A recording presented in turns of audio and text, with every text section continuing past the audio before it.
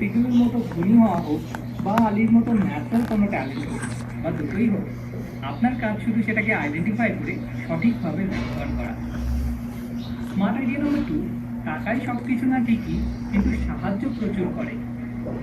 আপনারও কি এটা মনে হয় যে যদি আপনার কাছে অনেক টাকা থাকতো তাহলে আপনার জন্য বিজনেস শুরু করা কত সোজা একটা ব্যাপার হয়ে যেত?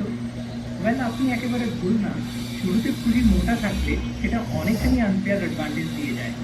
কেননা বেশিরভাগ স্টার্টআপের ক্ষেত্রেই প্রফিট অনেকদিন পর থেকে গিয়ে জেনারেট হতে শুরু হয়। এবার ততদিন অবধি বিজনেসটা চালানোর জন্য এমপ্লয়ীদের স্যালারি দেওয়া, নিজের পেট ভরানো বা ইলেকট্রিক বিল ভরার জন্য অন্তত টাকা থাকা দরকার। তাই শুরু থেকেই যদি হাতে কিছু টাকা থাকে তাহলে যেটা অনেকখানি সাহায্য করে।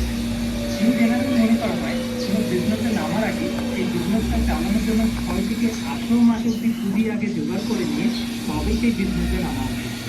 ফর এক্সাম্পল, যখন ড্যান ফোন হোয়াটসঅ্যাপ ডেভেলপ করা শুরু করেছিলেন তখন অলরেডি ওনার কাছে একটা ডেভেলপার চাকরি করে $4 লাখ সেভ করে রাখা ছিল। যদি